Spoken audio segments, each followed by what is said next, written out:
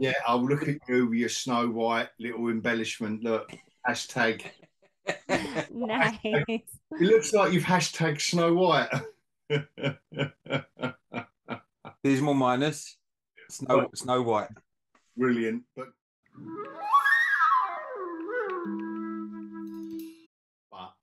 and I know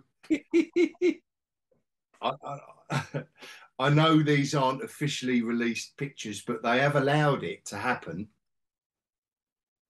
Uh-huh. Oh, on purpose. You know that they did it to cause How? a stir. How? What? So do we know these are genuine pictures? What's going on? It's genuine. It's genuine pictures from their new all singing, all dancing studio in Bedfordshire. Right. That is what we do know. It's all singing, all dancing. But all it said in the Daily Mail Online article was that two of these characters are stand-ins. Right. Stand-ins. Yes. Are you sure that picture just wasn't a random picture somewhere in Bedfordshire, if that's what people look like up there? No, you might as well be. It might as well be. But there's a whole video of it as well. If you go onto the Daily Mail Online, there's a whole video of them walking down the hill.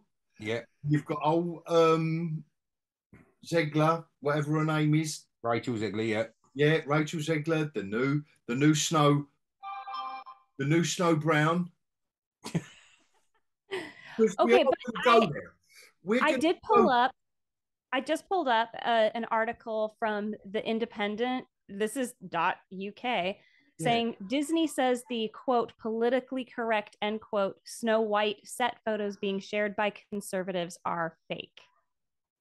Really? I hope That's so. what it's saying. I hope so. I really do hope so because Because it's freaking six ridiculous. six of the seven dwarves are not dwarves. Yeah. Okay. Now, I actually could believe that they won't cast any little people in this because Peter Dinklage made a huge stink about, oh, it's really I don't know. Can you say racist? I mean, little people are not a race, like, No, right? But it's he says that it's sizest. there you go, sizest. He said it's sizest to cast little people as the seven dwarfs who live in a cave in or live underground in the woods. And I'm going, you've got the whole Yeah. mythology, the fairy tale wrong. They live in a cottage. Yeah, They're minors. Yeah. Yeah. Well, anyway, so he did that. And Disney went and, from what I hear, said, oh, well, gosh, maybe we need to reconsider how we plan to cast this. And some other little people, small people, actors came out and said, what the heck? Shut up, Peter Dinklage. I would do anything to be one of the seven dwarfs, There was loads of them. There was loads of them lined up to audition. Yes. They was all queuing up uh, to audition, and the queue weren't very long, so I only got little short legs. You So should have Warwick Davis in there as Doc. it wasn't going to take long. Oh my gosh. But No, I do hope they're trolling and that picture isn't real. I really do. I do why do too. you hope? Why do you hope they are? Because it's just This just is the mythology around the story. You know, this is a story that's been around forever. It was animated by Disney in what, 1937, if I remember my dates correctly. Yeah, something like that. No matter what, you couldn't call it Snow White and the Seven Dwarfs. That's right. you actually think that they care? Snow White and the Seven People. Yeah.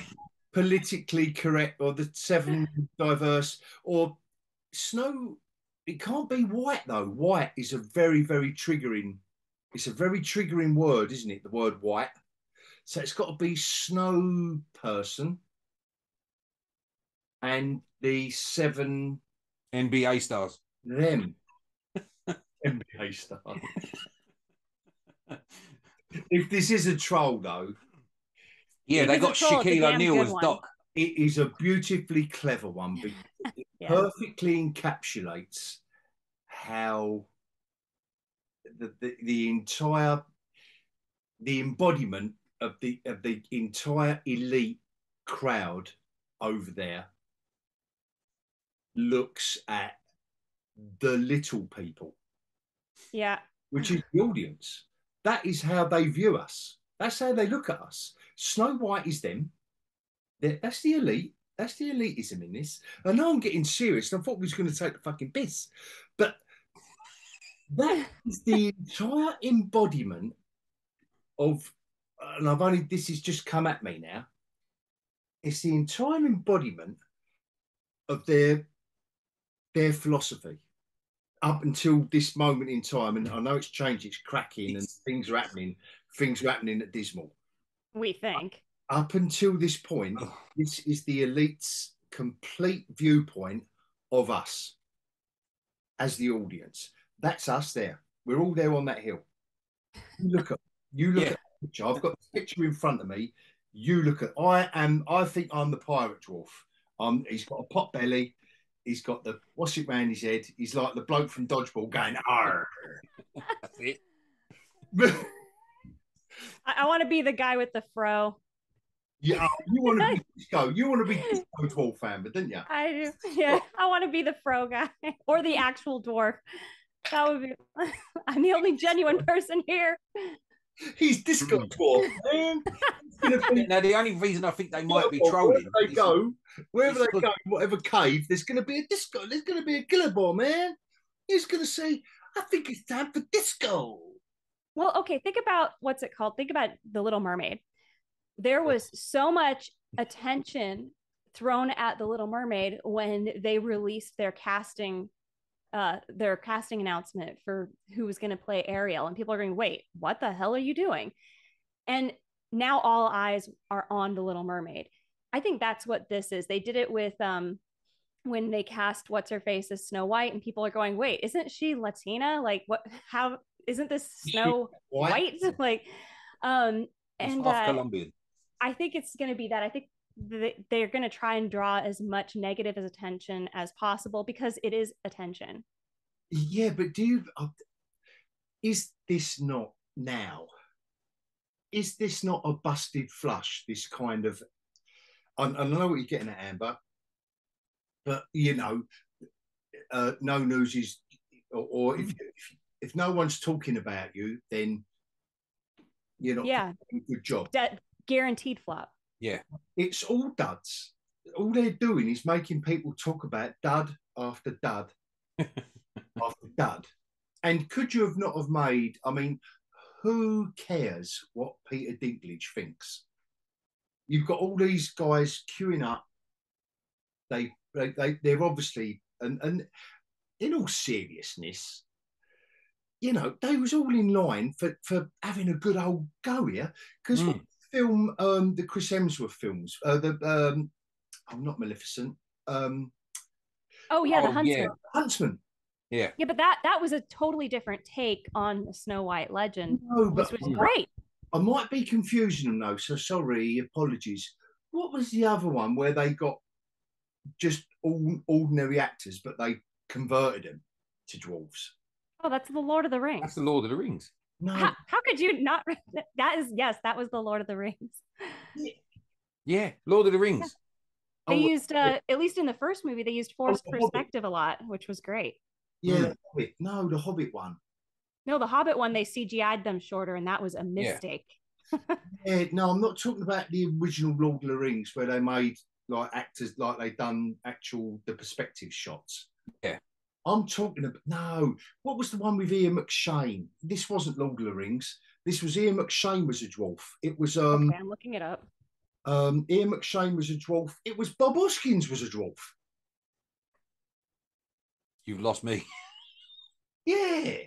There was loads of English actors. They was all dwarfs. What the hell are you even talking about? I don't know.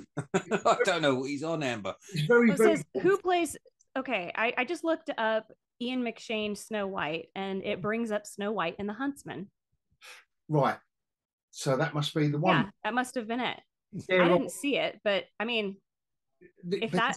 I mean, they've actually converted actors of a certain stature down to dwarvism. But is that what they did? I didn't see it. So none of them were dwarves. None of them. Okay. All those characters in it, you look at them, and they've all got their own big heads, and they've got little. I can't believe it. Yeah, it was the Huntsman, wasn't it? Yep. Hemsworth was all right. The thing is, I thought it looked. I don't know why I didn't see it. It looked good. Both of them films, I did enjoy it, and the Maleficent. I enjoyed the Maleficent films as well. When it isn't just because Angelina Jolie looks really. Yeah, right. When she's being evil, all right. I mean, I think there's a certain section of YouTube that thinks that's all right. She looks hot when she's evil. I'm not joining any side. Okay. No, I bet you're not. Keep biting your lip. Yeah, the geekyOlhog is standing partial. It's like this one though, isn't it? With you got Gal Gadot as the evil queen. I bet you're. God, yeah, and she's jealous. So you've got Gal Gadot in this storyline. Okay, I could actually buy that though, because I think what it's supposed to be is the evil witch is like doing all kinds of magic stuff to keep herself looking young and beautiful. So you would have her looking beautiful, but then like really, you know, when the spell wears off, she's some old hag. Yeah, and she's got to be jealous of the Latino youth, hasn't she? Really? Yeah. Nevertheless, I'm not buying it. If I was Gal Gadot, I'd be rocking it and I'd be thinking,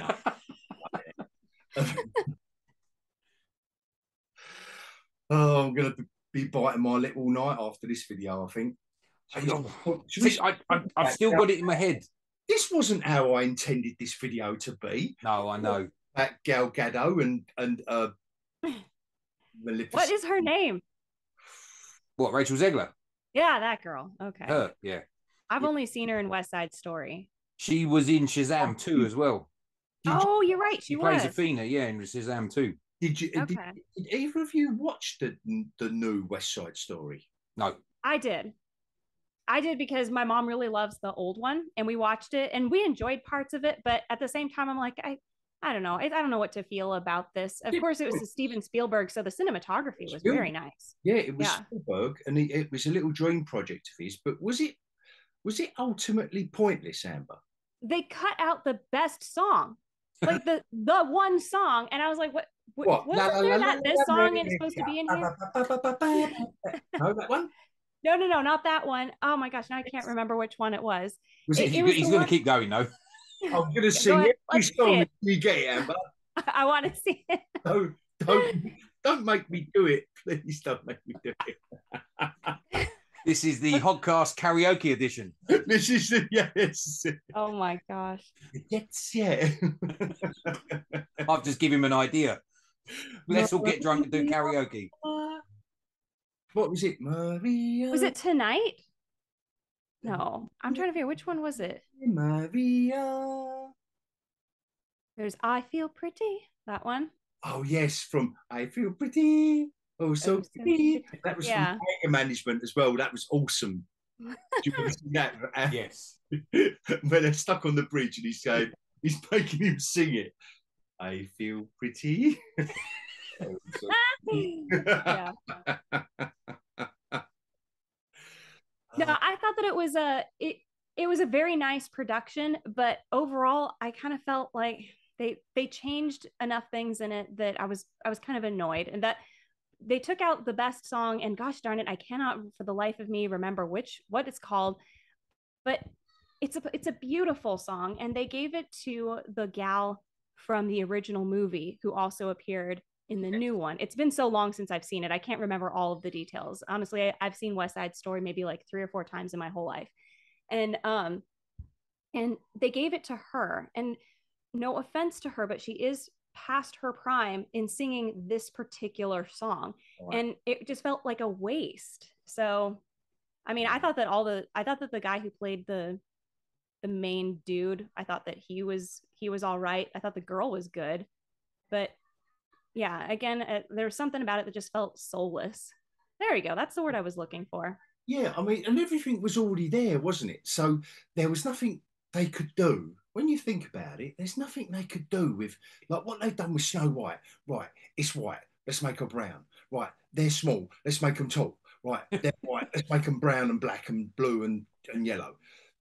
With West Side Story, there's nothing. Everything was there. right at the beginning. The original story, the original idea, it was called, back in the day in my country, it was called Romeo and Juliet. Yeah. What they did is they, obviously, someone had the book when they went over there. That lot thought they won the war. Now, I don't have any problem with people trying to do something creative with it. Yeah. It's, like all the different renditions of Shakespearean stories that we have seen, and we love them. Gosh, even The Lion King is Hamlet. So it's fun to see people work with it and be creative with it. And if you're going to use the same script, the same songs like a play, you typically just want to see, ooh, I want to see my favorite actor playing this role. I don't know why they have to change things around so much. Sometimes you can do little things here that make things a little bit better, but the choices being made now there's no logic to it except to be politically correct. And in the end, you just feel soulless. It doesn't have the heart, because people aren't doing this out of love, going, oh my gosh, wouldn't it be great if we did this? They're doing it because, you know what we need to do? We need to have somebody fulfill this role, or we really need to change the lyrics of this song because, it might offend some people. They're not doing it out of passion and love. They're doing it out of fear and checking a checkbox, or, the I could get into it, but you know what I mean? No, when there's heart, exactly. when there's love behind it and passion behind it, that comes through. And also, no one can tell me that. Then this was the thing for me when West Side Story came out, was that you've got Steven Spielberg, and I know this was a dream project for him. Don't get me wrong. This has been a film that he grew up with, and it has been, you can read interviews of him way back when, and they say, what are your influences and what did you used to watch? And it would be there, right? But you can't tell me that man didn't have anything else in his filing cabinet, ideas wise, to make when he got the money and the green light to make that. And he obviously made the man happy. That's it. But come on, it's Steven Spielberg. That's like Christopher Nolan. Instead of doing Oppenheimer, he's going to do Seven Brides for Seven Brothers. Or you've got Denis Villeneuve doing Calamity Jane. Oh my god! You know it's going to happen at some point. This is the equivalent, isn't it? Because these great directors, and they're the two ones I went for, and I love them both immensely, and I love Spielberg. But did I want to go and see it? It was a passion project of his. Really? Yeah, I used to watch that with my mum, and I used to watch the Doris Day musicals with my mum, and I used to watch all the other musicals with my mum when I was a kid, when we only had 3 channels in this country. Yeah. And you were stuck, and you would literally be watching Fred Astaire, or every certain time of year be watching Bing Crosby in a hotel stuck in the snow. I forget the name of the film. etc. So I just remembered the song. Go on. There's a place for us. You know that song? Oh, well. Da, da, da, da. That's like the most beautiful song in the whole thing. They didn't cut it, but they gave it to the older woman who it's supposed to be this tragic love song between the two lovers. And they gave it to like the old woman in the bar. And I'm like, why? Yeah, why, God, why? But anyway, sorry about that. But yeah, you had to get it out of your system. The waste that this was, I mean, I do enjoy seeing beautiful imagery, and it's nice to have a musical that is done nicely. They had what is it, Les Mis, but they had all of these actors on there who not all of them can sing. And why not get some real Broadway actors who can sing and act well and put them up there and let people go up and enjoy that? I don't know. It's sort of like they had Emma Watson play Belle in Beauty and the Beast, and they had to what do you call auto tune her voice because she just can't sing. I'm like, what is wrong with you? Maybe get an actor to dub her voice, but like seriously, that was ridiculous. It's weird, cheap cuts. And to have somebody like Steven Spielberg directing this is, yeah, it's a waste. There are plenty of perfectly talented cinematographers who could make it look just as beautiful. This is a musical. You don't need Steven Spielberg on this. But he did want to do it. But my point is like, what? Was this the only thing we could give Steve to do? In the last 10 years, what's he done? He could have produced it and it still would have come out looking nice. Yeah, you know. In the last 10 years, didn't he do Ready Player One? Oh my gosh, he did. That's sure right, he did. Ready Player One. Produced Aren't it. they redoing that one? Aren't they redoing Ready Player One? Did I hear something? Apparently, yeah, apparently. Good. They need to. Did he direct that, or was it? I actually don't know. I'm thinking of Battle Angel Alita. Actually, that was not. Yeah, I can't remember who that was, but I don't think that was Spielberg. But no, he recently did that movie that's like about his own life, right? Oh yes, the Jewish one. I've seen Jew on YouTube. I don't know what's going to happen to me now tonight. I don't know what's going to happen with this video when I publish it. Okay, upcoming, he's got a remake of The Color Purple. Why? No way, for fuck's sake, no. It's in post-production, so it's done, but he's a producer. Okay, so right. But still, all right, come on. Exactly, but this is what I'm saying. This is all you've got. Yeah, remakes. One of the biggest directors ever. Oh, I got it. He's doing Napoleon with Joaquin Phoenix, which actually does look like it could be good. Have you seen the trailer for that? I saw what I thought was the trailer, and I said this looks like crap.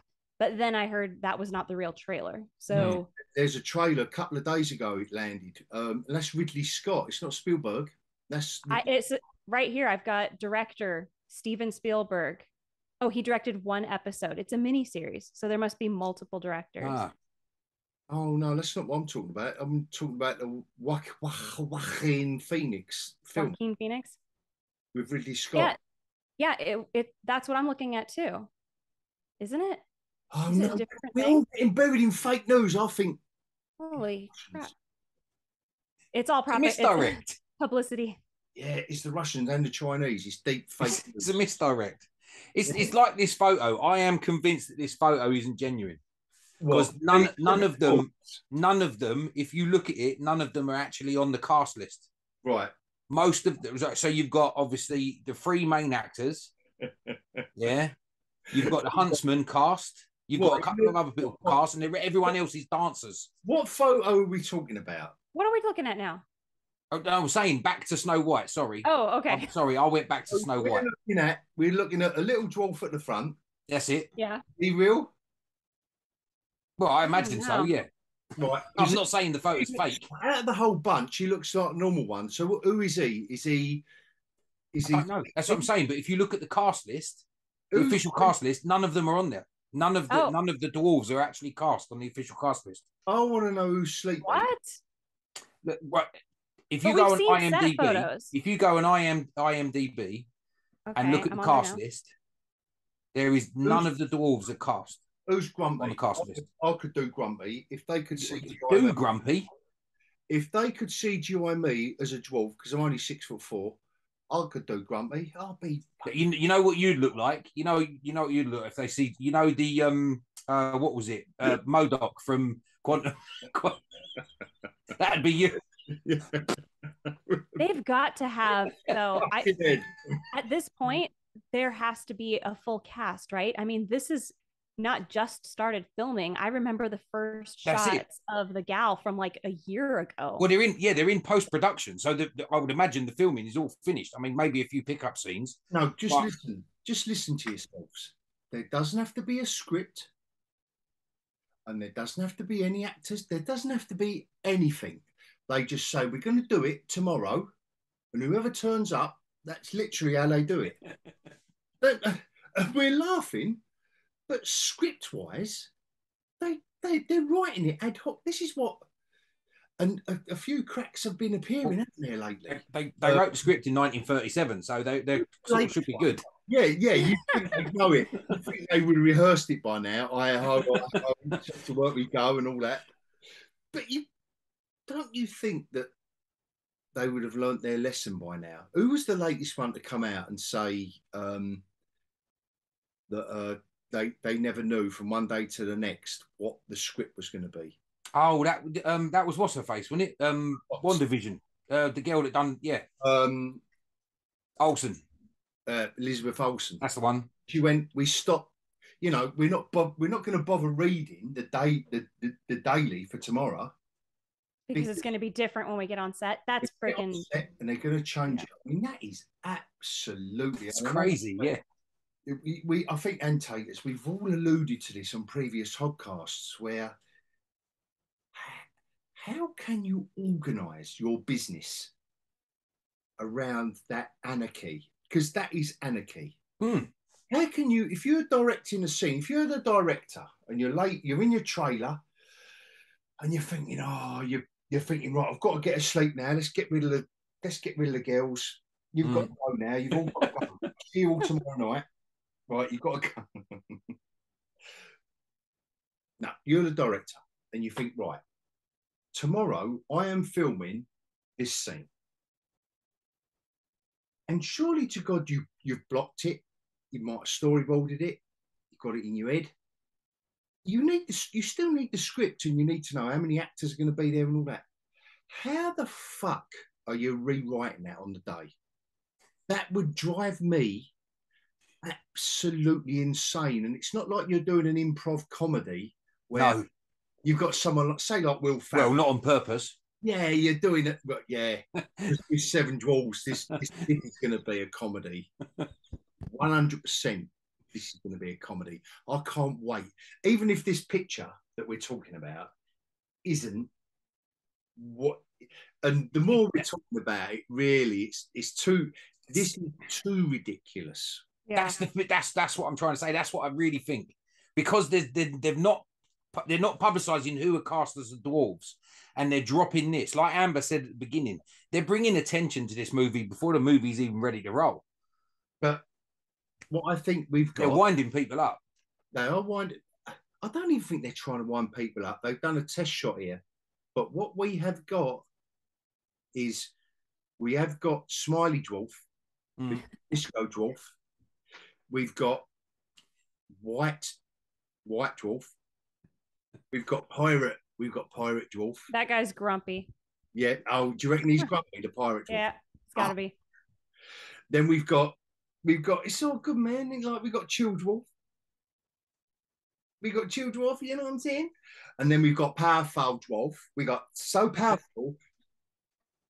They are the dwarf that's going to sort all the shit out. That one.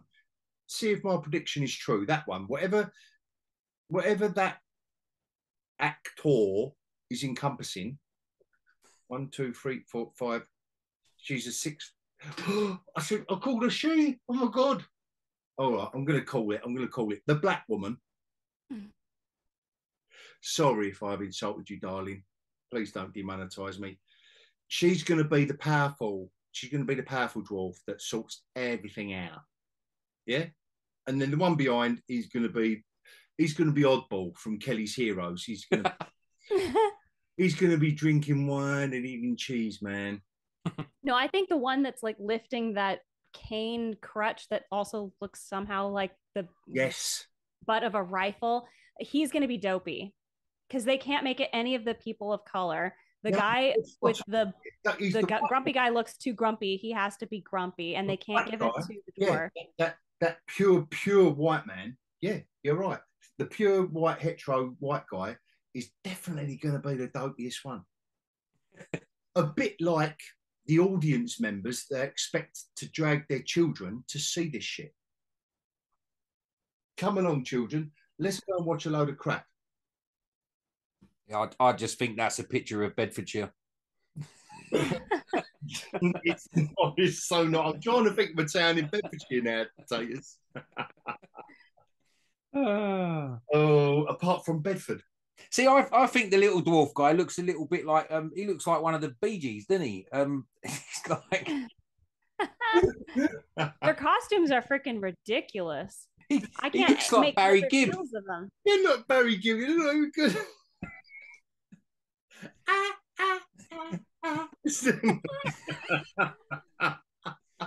Oh, But You know what? This has the, if this was a real photo and we didn't have the bullshit before this where, you know, we're trying to be inclusive and whatever, yeah, I would look at this photo and be like, wait, some company, some big production company is putting together Snow White and the Seven Dwarfs, and this is the cast. I'd be like, this is going to be hilarious. I'm definitely going to go see it.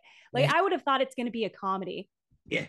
This is the Princess Bride of, yes. of this century. don't say that. Oh, I know, Tayters. That's not fair. No, you don't say that. You don't say that. You don't say that.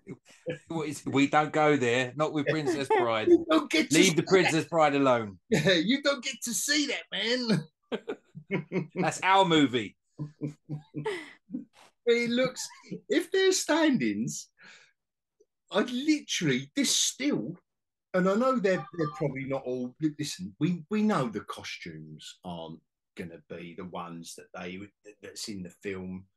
We know they're going to CGI it to fuck or mocap it to fuck. Whatever this collection of people are doing.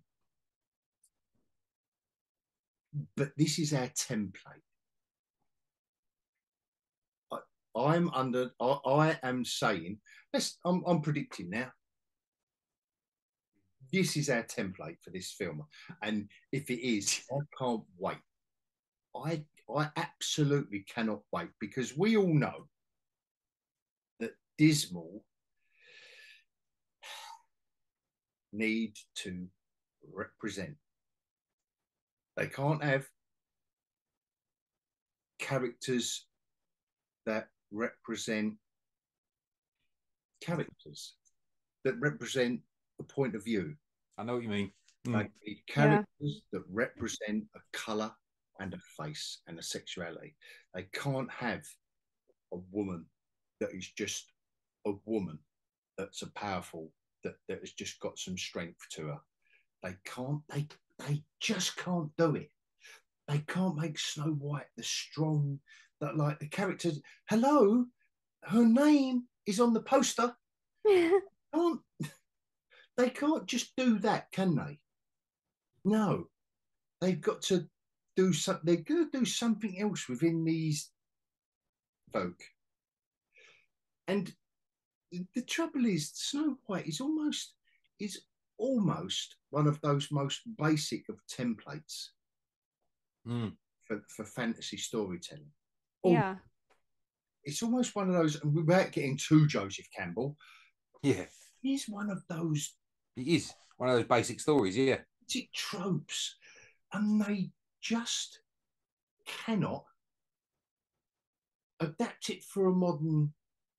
Yeah, I'm getting really serious now, but you know, if I was at Dismal, all right, let's try and, you know, it's not costing us anything. We've got this IP. Come on, let's do Snow White, let's do Bambi, whatever we got to do, right? I mean, of all the ones that they haven't done yet, Bambi, with the whole vegan thing and etc. going on, but if you was really going to get your political big red fucking saw helmet round it, that's Bambi is where you're going to go, isn't it? But they've gone here because it's white in it. It's white in the title. I want to see Robin Hood. I bet you do. Sorry. I don't think.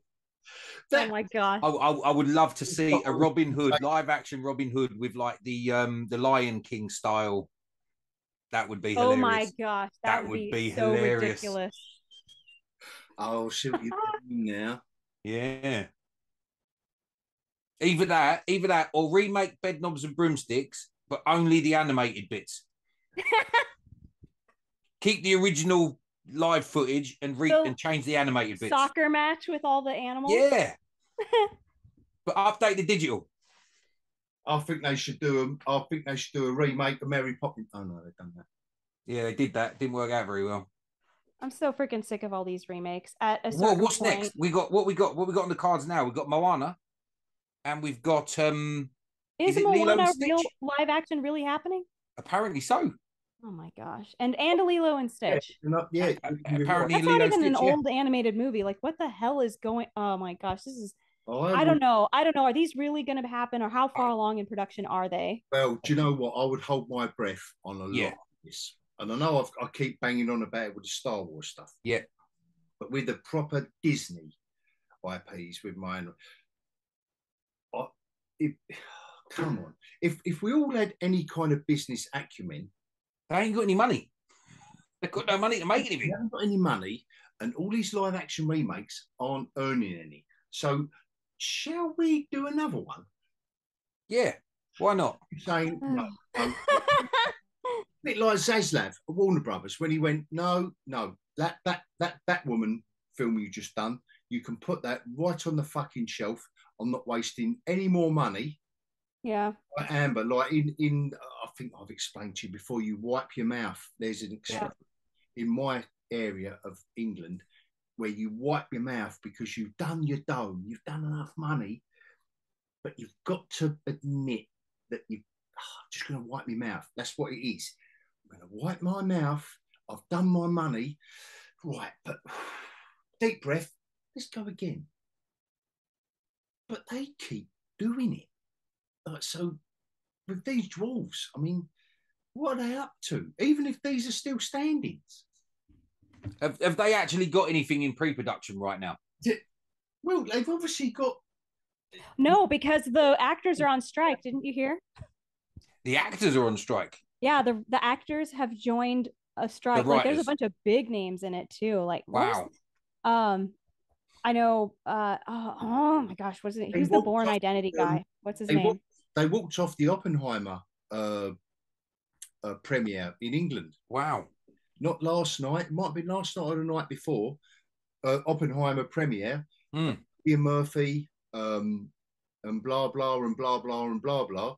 The news come through that the Actors Union said, "Yep," and they did walk off. They went, "No, we are in." Do you know what? It's such a hypocritical shit. Why didn't they come out with the writers 2 months ago? I don't know. It's really weird. And you know what? I know why. Because they needed to release Oppenheimer. They needed to release Barbie.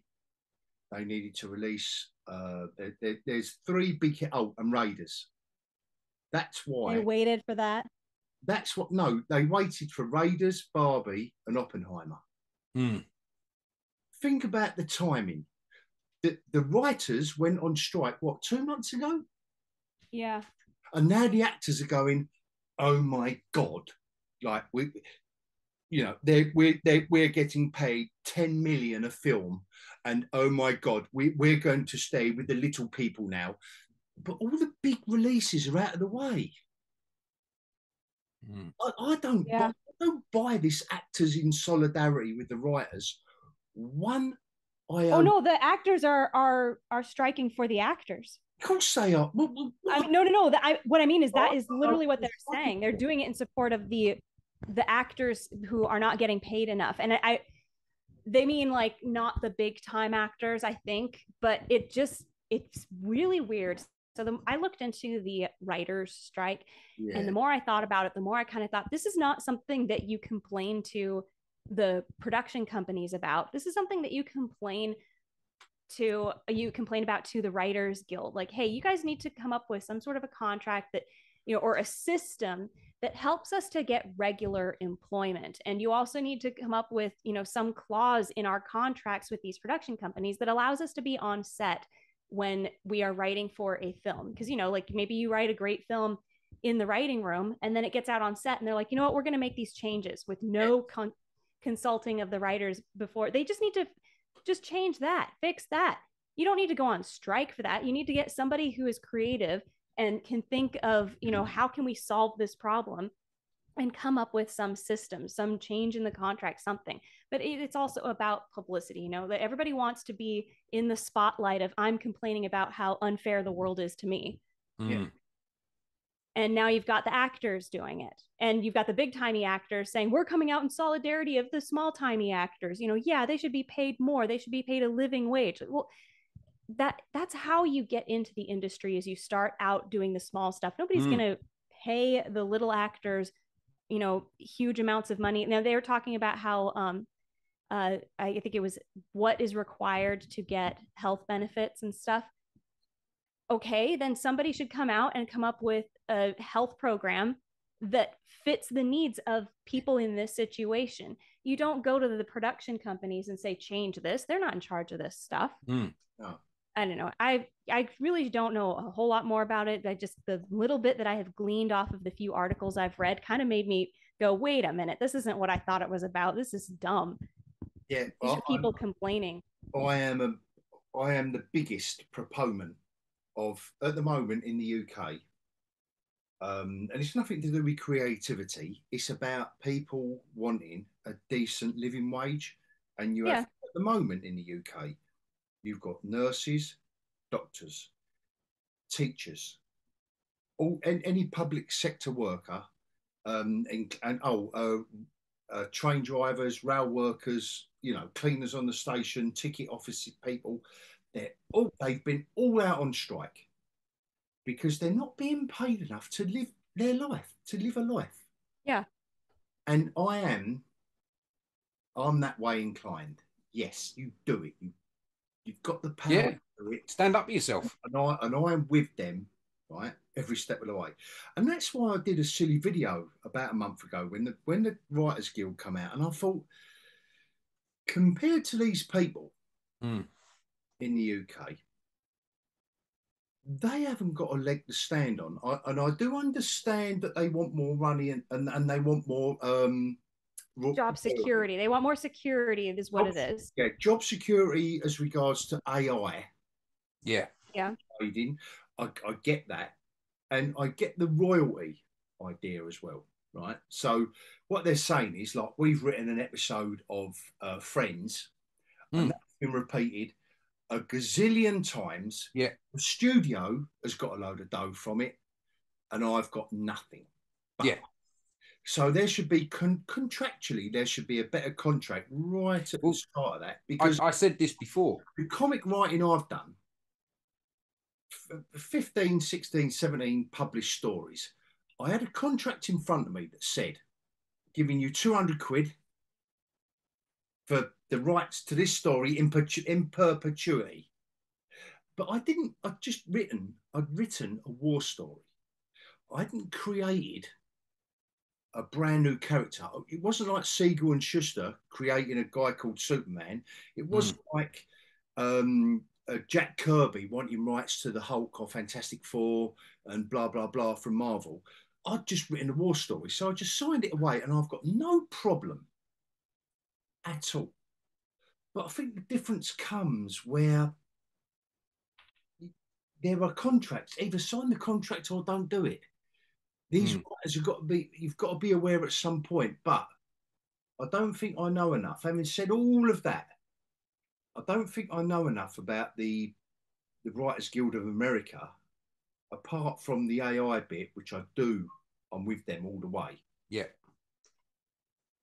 The other bit, all the other bits going upwards, and I am a supporter of, you get a percentage. If you've written an episode of TV, whatever streaming platform it's on, you imagine if you've written something for Dismal, Netflix, Amazon, come on, give the guys a percentage. Well, we talked about we talked about this roughly before, albeit we was talking about the actors. And I did say then, if they did it more like there's a few actors that don't take a salary and get paid off the back end, you know, I think that is a model that we could go by, because that then covers what you're saying. If it you also ensures that you're going to produce something of quality, because you only earn if they do something good. So if you're gonna put your heart and soul into writing that, you're gonna get a percentage off the back end, but that means a percentage ongoing for however long that thing runs for. So if we're in a scenario where you've got someone that wrote an episode of Friends and they're getting, I don't know, 2% of the revenue off the back end, that's forever.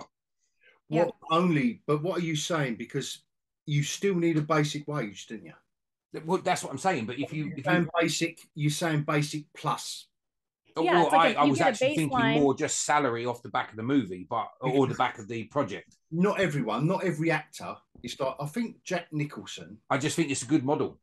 Jack Nicholson is still supreme. I think, correct me if I'm wrong, but he is still the biggest beneficiary of a percentage, signing over a percentage of the film. When he signed over on Batman as Joker, and he went, I'll have a little. He looked at the contract and he's talking to his agent and he went, do you know what? I've got enough money.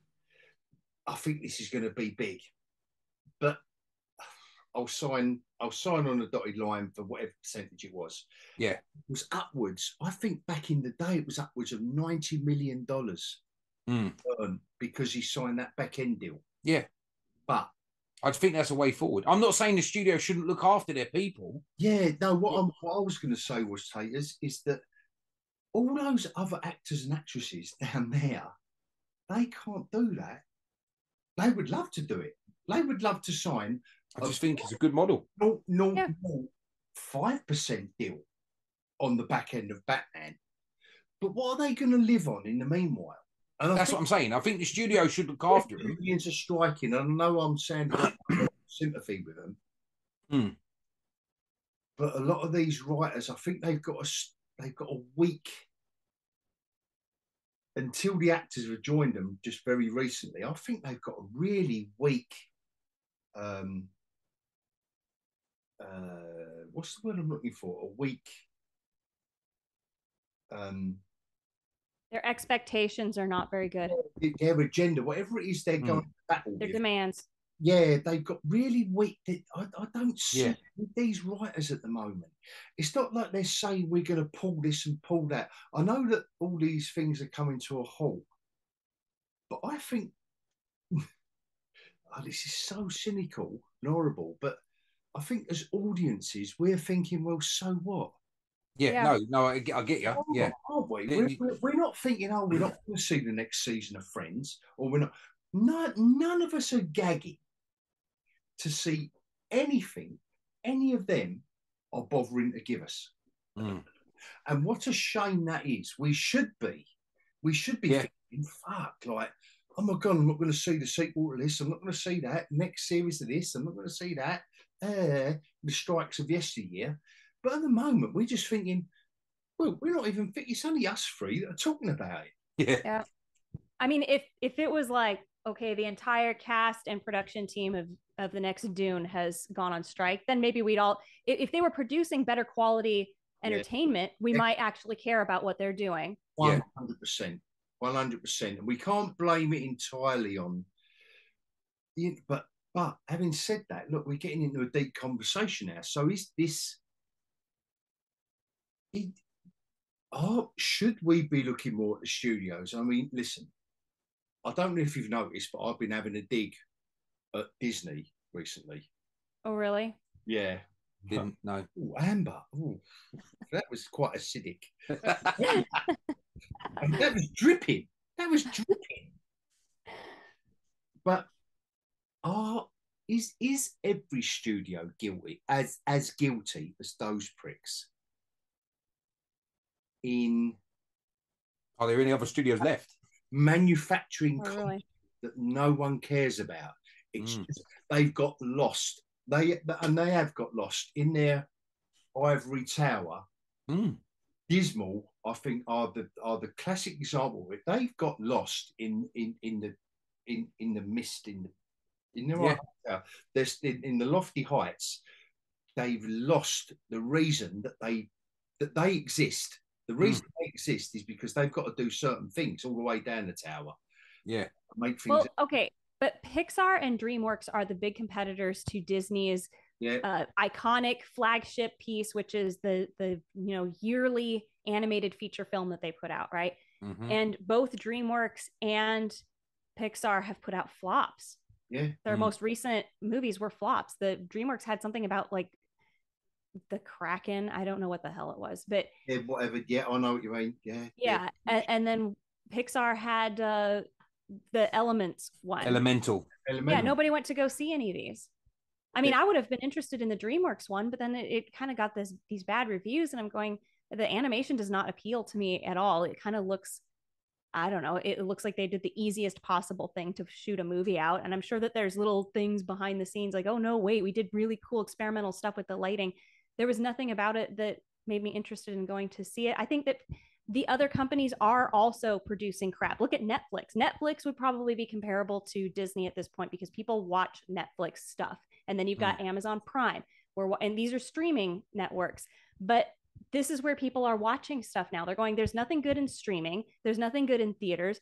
Who gives a shit if they're going to be protesting, you know? Yes.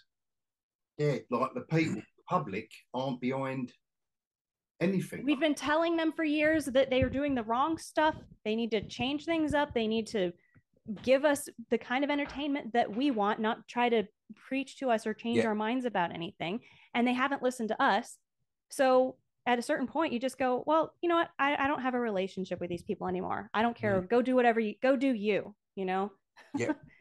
And it's so hypocritical. This is what I mean about the actors, the big, you know, and it is all the usual suspects. It's the Ruffalos, and it's the what's her name, who's out of X-Men, who's just done the Full Frontal in her latest film. Jennifer Lawrence.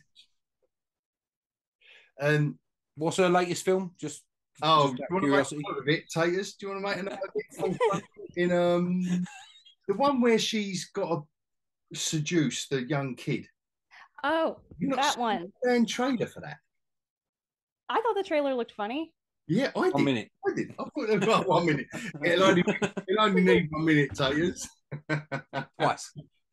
Anyway, all the usual suspects, $10 million a film, are coming out in support of the lowly writers. But they're still going to get their $10 million.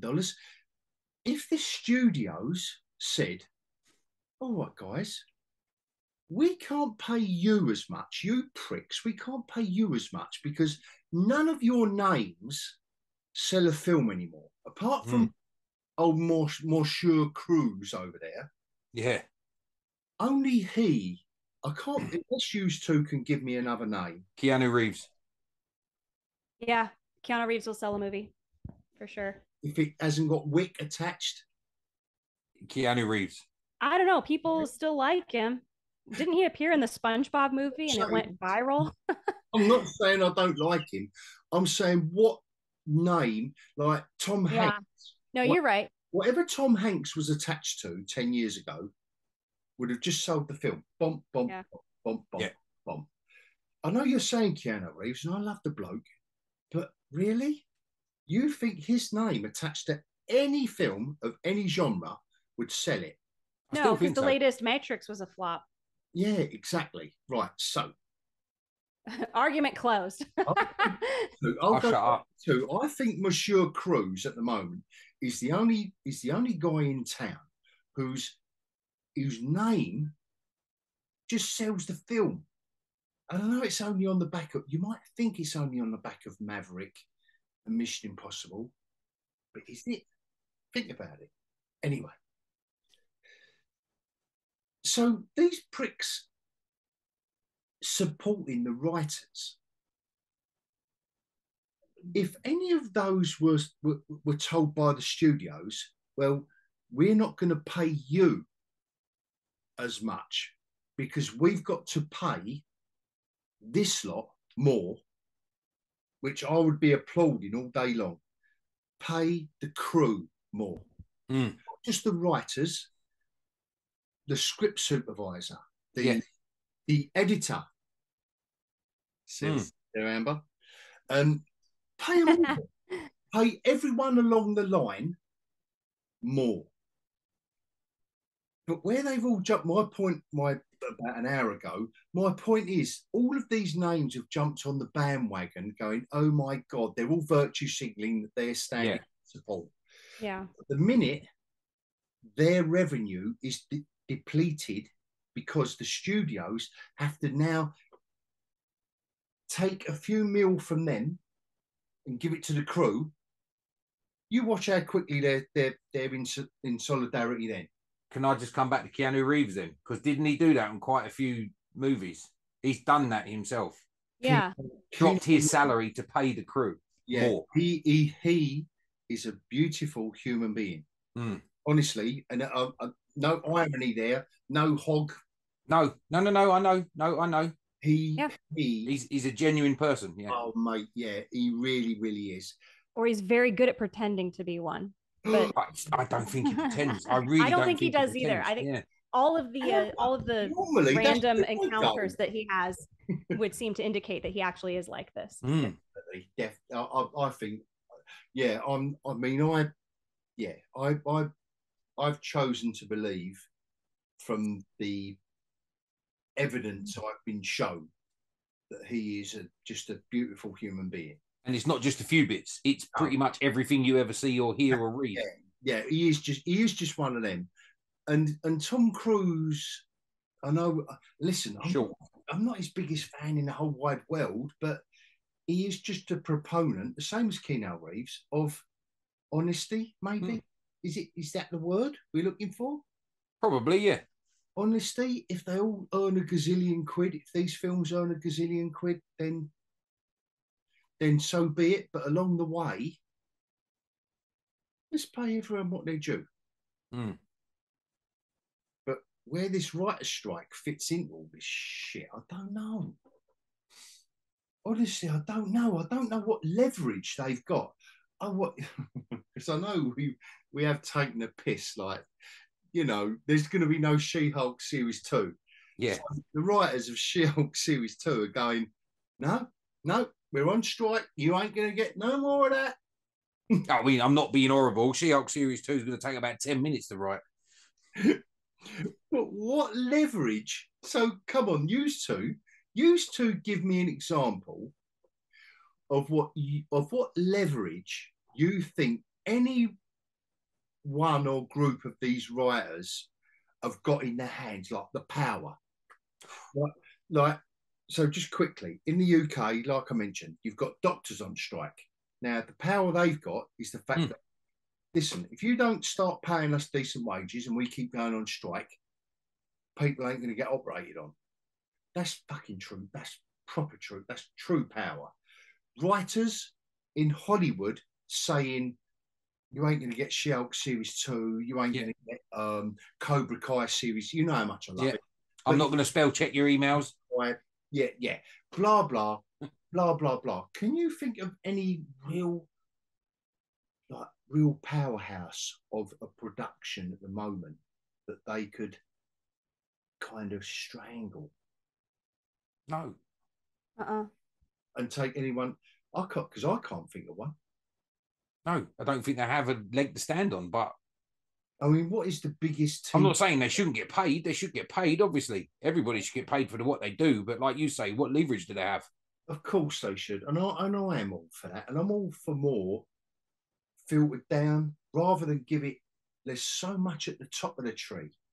They give a gazillion to that one or two people at the top. And all the rest of the crew have got all the pickings. Like, that isn't my politics. Been there. But see, that's a different branch of this whole thing. Like the people who are working on the sets they're carpenters and laborers. And the writers, however, they're the artistes. Yeah. And then you've got the actors. It's a different breed of person. I mean, I'm among the writers, and I'm actually among the actors too. I used to work in film production, and now I do stuff in theater. And I'm telling you what, it's the people who are building the sets and setting up the lights and doing all the technical work behind the scenes. They are not the same as the people who are in front of the camera or the people in the writing room. It's a different type of person. They don't understand that concept. They don't understand that you have to be off. You have to have a royal flesh if you want to, if you want to try and play the game, like if you don't have anything to offer, if you're producing shit quality writing, then you don't have anything to argue. There's nothing for you to stand on. Like you said, you've got nothing. You're going to, I'm unhappy with what you're giving me and I want you to give me more. Well, so what? I'll just fire you and get somebody else. Yeah. Like there's no reason for them to be clinging to these writers. So yeah, it's just like what you said, Hog. You're right on the money on this. They've got no leverage, and they don't understand that they are a different breed of person. They don't understand that that's how reality works. They believe that they are worthy of appreciation just for the sake of existing at the core, right? At the core, that's the belief. And they don't, yeah. So I don't know. I could go on. I'm not going to though, but that is the core belief that is spawning people like this who don't understand that you have to be giving us something of value that we don't want to lose in order for you to threaten, I'm going to take my talents elsewhere. Because the reaction is going to be, well, go ahead. I'll just find someone else to fill your spot. There's a line of people outside who would love to have your job. Yep. You imagine a Stephen King or a J.K. Rowling that said to their publisher, I don't like this deal. I think I might go to another publisher. So, okay, Brandon Sanderson did that. Who did? Oh, yeah, this is someone you've spoken about before, right? Yeah. Oh, his story is super interesting. But the leverage, so just quickly, Amber, tell us about his story, but just before you do, this is the kind of leverage that the writers don't have, where you've got something of value. Yeah. It's such a shame. I wish the writers that are going on strike had a value at the moment. And I almost feel I'm almost disgusted with myself for kind of demonizing them, for want of a better description, in such a way that there's no value to what they create. But I don't know how much the studio's involved in the that's the other side of it. Yeah, that's the bit we don't know. So that's why I feel a little bit bad about it. But if you was of a certain stature in the writing world, you would go to your publisher, well, oh, what, you're offering me that? Unless you've just signed a deal for the next 4 books or 5 books, the next trilogy, you would say, well, I'm off. I'm going to get a better deal over there. But go on, carry on, Amber, about... Okay, so this Brandon Sanderson guy, he is the #1 science fiction fantasy writer in the world and has been for quite a while now. When he announces that he's got a book that he just finished, it sells out in like seconds. It's immediately a success without it even being released. So he put up he did this whole thing, and he's got a great video on it. If you go to his YouTube channel, where he explains what he did. He went to gosh, I hope I can remember all the details correctly, but he basically found out that Audible and Amazon is like the mobster of the publishing world right now. If you want to publish, it's something like this, you want to publish with them, then you have to kind of sign over exclusive rights to them in order to get a good deal so that you make a larger amount of money. Yeah, but if you only want to like do one, like I only want to, distribute my book with you via Kindle or Audible or something, they will take a huge percentage. If it's like just, oh, well, if you're going to be selling somewhere else too, like, okay, that's what it was. If you want to be selling on, from other publishing houses or from other distributors and one of their platforms, they take a huge cut, like more than a brick and mortar store does. And that is such a screwed up deal for new writers, because a ton of people sell on Amazon. So it's basically set up so that if you're a new writer, you have to sell on Amazon, because most people buy their books from Amazon, but then a third of people buy their books from bookstores. So you want to go to a bookstore, then Amazon is like, oh, sorry, you're selling over there too. It looks like you're going to have to take, your royalties cut. Like you're going to get a smaller percentage. it's a really screwed up system. And so Brandon Sanderson took his power to Audible and was like, I think you need to come up with a better deal for new writers. Can we discuss this? I would like to talk about how you could make this better for newer writers. Like, he's set for life. I mean, the guy lives in a freaking mansion, and then across the street from him, he owns like a compound with like a giant movie theater underground, and then a huge warehouse where he's publishing books now. Like, it's ridiculous. He doesn't need money. So he said, I'm in a position where I hold a lot of power with Amazon and whatnot. I can go and negotiate on behalf of smaller writers. So all of us little writers were like, oh, thank goodness someone's talking. And he went to Amazon, and they wouldn't do it. They wouldn't cut a deal. They were like, no, we're only willing to make this deal with like you, but like newer writers know that we, it's still going to be set up this way. And so he took his business away from Amazon. And he's got like 2 or 3 books that are still under contract to be there through Audible or something. I don't remember exactly how it is, but basically all of his new books are going to be self-pub. And he started his own publishing house. And of course, he did a Kickstarter for his, I think it was 5 or 7. I can't remember. One of those 2 numbers. I don't know why I mixed those 2 numbers up. You spoke about it before. Yeah. Yeah. Secretly published a bunch of novels, and they're all coming out from himself. He self-published them. And his Kickstarter I just looked it up, in 30 days, raised $41.7 million. And the big 5 had a freak out. They came out saying like, this is not good for publishing. This is really bad. And they had this big meeting about it. And then they announced shortly after that meeting that they've all decided to stop producing as much. Like, we're all going to reduce the number of books that we publish. Like, they don't want to take as many risks anymore. Well, part of it's because they know Brandon Sanderson is over here about to take one of the biggest chunks of literature that's popular right now and move it to self-publishing. And so anyway, there's that. But this is a guy who put his money where his mouth is. He was willing to take the cut. And he says in that video, he's like, look, I'm going to be taking a huge payout cut from doing this, because he has removed his books from Audible, or he's not going to publish further with Audible or something like that. And he's moved over to, I think, Spotify or Speak something, or I don't know, something else. What was it? Substack? No, it's not that. No. It's something else. It's something I'd never heard of. But they heard that he was like on the market looking for something, and he approached them, and they're like, we'll do it. Whatever you guys want to do, whatever you want, we give you the deal. And so now he's going to be publishing his audiobooks through them. Like, they're going to be distributed through this, I guess it's smaller.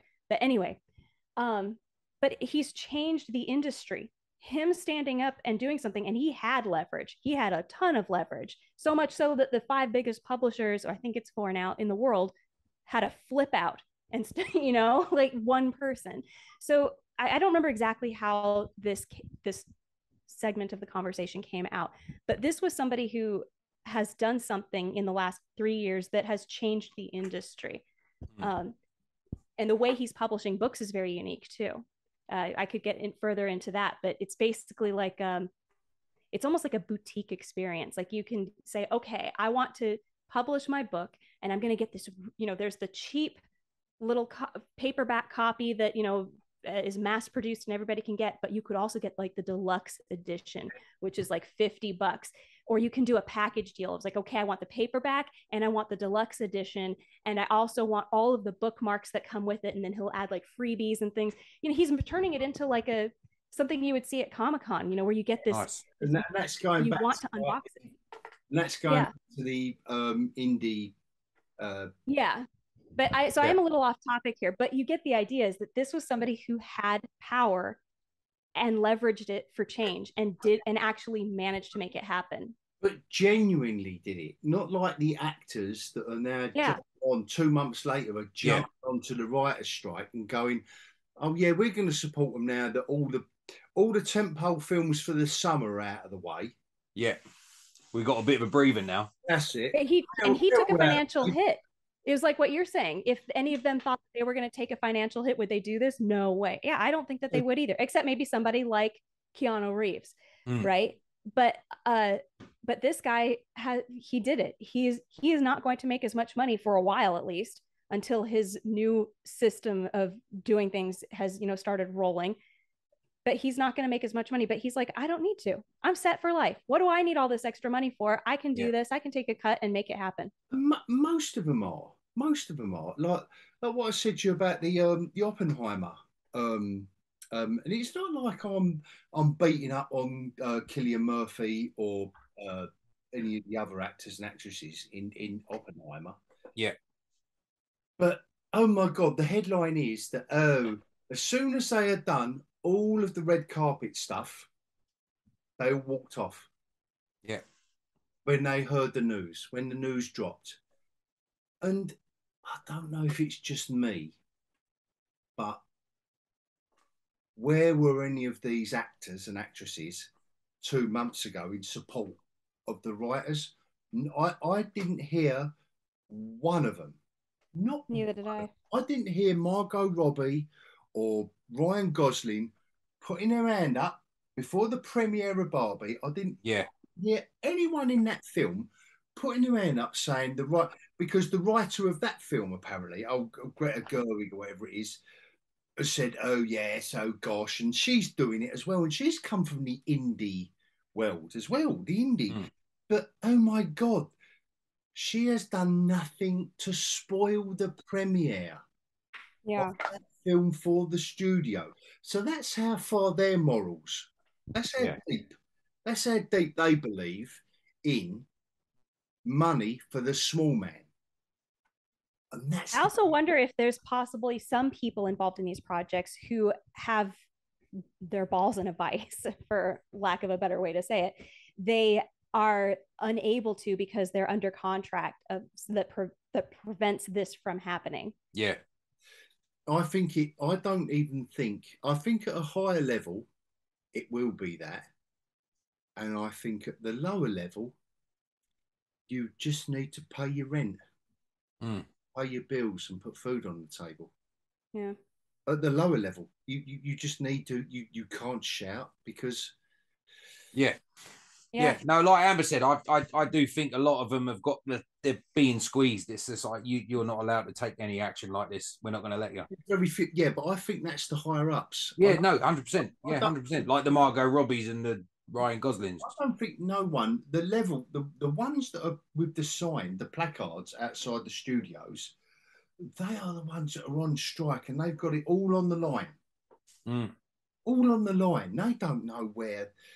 These are the freelancers and the lower downs in the studios and all the rest of it. They're the ones that have got real grievances because they can see the multi-millions all up there.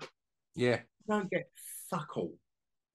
Now the ones that are getting them multi-millions, all I'm saying is the hypocrisy of it, of all this suddenly coming out now. The summer blockbusters, they're all kind of the big tent poles are all done. Yeah. Let's support. And again, it's the virtue signalling. It's like what I said earlier on about this, and bringing it all round quite neatly and tying a little bow on it. What I said earlier on about this Disney shit with these idiotic seven dwarfs and this elitism. And this is how they view us. And now the elite has joined. Give a few more, and all it will ever be is a few more crumbs. Yeah. Let's give a few more crumbs to them. But you look at this picture of these 7 so-called dwarves. That is how our non-white snow princess view the audience. That is the audience. That is their perception. And I think it's all going wrong for them because they view us as that lot. They view us as Disco Stew and idiot and the whatever, all these characters I've written, all these notes about these 7 dwarves. It's all coming home to roost. And it doesn't matter how much money you give some of these actors and actresses at the moment, it isn't generating, like we was just like we was talking about, apart from Cruise, I know we was talking Yeah. about Keanu Reeves, and not just him as well. There are there's more than that are worthy of their input and their creativity, and we we can't be that cynical to say, oh my god, it's only Cruise and Keanu Reeves. If anyone else who makes a film, nah, I can't be bothered. You know, there are nice people there. Yeah, absolutely. Where were the nice people on the picket lines 2 months ago, coming out with the writers? Where was old Pepper Potts? Where was she? Nowhere. Ain't got a clue. I can't think of her real actress name. I know her as Pepper Potts in Iron Man. But Gwyneth Paltrow. Gwyneth Paltrow, yep. Where was Paltrow? You know when they say, oh my God, or Ruffalo? You know the ones that are always moaning. Where's the Latino one, the guy, the Latino guy that moaned about the Mario? He was in the original Mario Brothers. Oh yeah, Oh, yeah. He was in the original Mario Brothers. Yeah, right. He is forefront in everything to virtue signal anything. Yeah. Writers come out on strike. I didn't hear any echo of no, I can't hear an echo. Nope. But where, you know, like I say, where are they? And yeah, I only wanted to take the piss out of Seven Dwarves. Used to have taken. We went all around the world on that one. Who made me go all serious. This isn't even a hogCAST special. This is just a hogCAST where we fucking go on about stuff and we just bullshit. This wasn't even a hogCAST special. You ruined bullshit waffle. Right, I'm on strike now because you two have ruined it. Yeah, that's fine. I'm on strike because I want people to stay on point and keep on the fucking road, the tracks. When I give you the pitch, I want you to stay on point, you slot. Do you think that people in Hollywood, and I'm including Dismal Minus and Netflix and everybody, do you think that they look down on YouTube as like the poor man's Hollywood? So they don't even go there to like listen to what the opinions of people are? I've always kind of wondered this, like, why don't they just listen to the people on YouTube who talk about this, who have 1.5 million views because they're saying this is what Game of Thrones should have done? Like, do they? Yeah, it does make you wonder. I do think they are in their ivory towers. Yeah. They consider, and I think this is where they have fundamentally gone wrong with the core fandom. Whatever made your IP successful, this is the bit I don't get. Whatever IP you have got, whether it's rom-com, fantasy, sci-fi, whatever it is, an old IP, bring back Columbo. Yeah. Whatever you want to do. But why would you bring back Columbo as a black gay woman? You wouldn't do it, would you? No. Because that's the IP you've got, you own, or you purchased, or you know, you want to grow. It's hubris. They are treating us like the Seven Dwarves in this picture. Yeah. That is how the elite, they are in it is elitism. Yeah. Elitism at a level you can't get someone like Kathleen Kennedy completely, and I'm being subjective, I'm being objective now, sorry. Look at the business model. George Lucas hands the reins over to her and says, I trust her. And everything she does is down and down. Nothing goes like that. Nothing swings up. Not TV, not subscribers. There's no kind of big hit like Stranger Things for Netflix, or Squid Games for Netflix. You know, when you've got a streaming platform and you know you've got a hit and people will see it, they might only come and go, But there is no one that is clinging on to Dismal as a platform and thinking, I've got to watch this. I've got to watch Stranger Things. I've got to watch Breaking Bad. I've got to watch XYZ, Squid Games, whatever it is. What was the other one with the Gothbird? Wednesday. Exactly. These are the hits. These are the bang, bang, bang, bang that you either subscribe to, or it makes you think, well, I'm not gonna cancel the subscription. But with Dismal, the hubris of it, that they just think they can shovel any old shit, and they have got right to the end of the line now. I don't know what the question was originally, actually, Amber. Snow White looks good, though, doesn't it? I forgot the answer. I forgot the question that I was answering the answer to the question to. I did too, but it's okay. I mean, does it, in the end, they don't listen to us? Oh, I was asking if do you think they listen to us at all? And you said no, they're in their ivory tower. They don't listen to anybody. And that was YouTube. So you think that they, no, I don't think they do. I think they are too high on their own supply. Yeah. That's the answer to your question, Amber. That's it. We've said it before. They're going to tell us what we should think.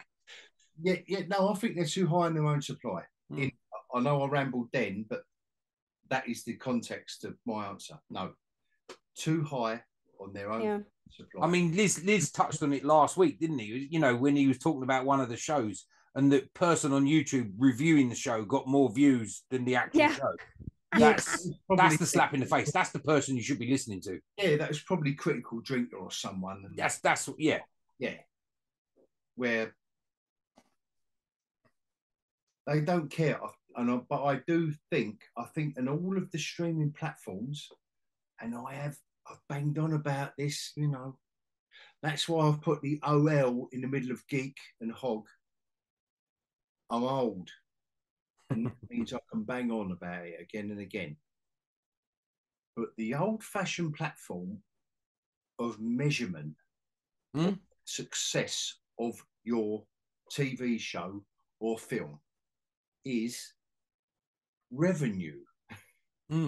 It is money. It is bums on seats. If you're trying to sell a film, you've got to put bums on seats.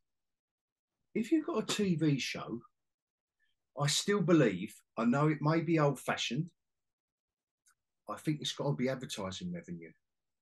I think there needs to be a measurement. I don't think the streaming platform model, and it's in its infancy. As it is, yeah.